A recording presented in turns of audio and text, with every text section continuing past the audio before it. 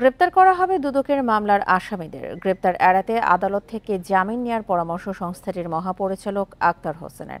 এছাড়াও বিদেশ যাত্রায় নিষেধাজ্ঞা পাওয়া ব্যক্তিরা পালাতে চাইলে গ্রেপ্তার হবেন হুঁশিয়ারি দুদকের।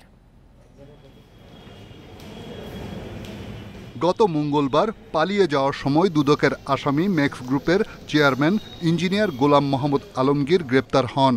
পালানোর তথ্যের ভিত্তিতে রাজধানীর ধানমন্ডি থেকে গ্রেপ্তার করা হয় পুঁজিবাজার নিয়ন্ত্রক সংস্থা সিকিউরিটি অ্যান্ড এক্সচেঞ্জ কমিশনের সাবেক চেয়ারম্যান শিবলি রুবায়েতকেও। দুদক জানায়, মামলার অনেক আসামি ইতোমধ্যে বিদেশে পালিয়েছে, তাই বাকি আসামিদের গ্রেপ্তারের সিদ্ধান্ত নিয়েছে সংস্থাটি। গ্রেপ্তার এড়াতে আদালত থেকে জামিন নেয়ার পরামর্শ দেয়া হচ্ছে। যারা আমাদের অভিযোগের সাথে সংশ্লিষ্ট বা আমাদের মামলার অন্তর্ভুক্ত আসামি, তাদেরকে গ্রেপ্তারের অভিযান কিন্তু চলমান আছে। যখনই যেখানে সুনির্দিষ্ট তথ্য তারা পাচ্ছে, সে অনুযায়ী তারা কিন্তু কার্যক্রম গ্রহণ করছে এবং এটা অব্যাহত আছে। মহাপরিচালক জানান, রাষ্ট্রের সব গোয়েন্দা সংস্থার নজরে আছেন দুদকের মামলার আসামিরা। কেউ পালাতে চাইলেই ধরা পড়বেন।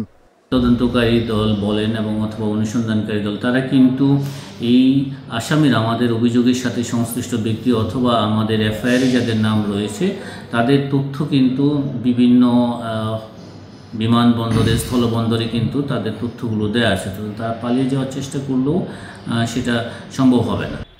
5ই আগস্টের পর আইনশৃঙ্খলা রক্ষাকারী বাহিনীর কাছে দুদকের মামলায় গ্রেপ্তার হয়েছেন 30 জন, যার মধ্যে 1 ডজন আসামিকে দুদক নিজেই গ্রেপ্তার করেছে। রিশাদ হুদা, ইন্ডিপেন্ডেন্ট নিউজ, ঢাকা।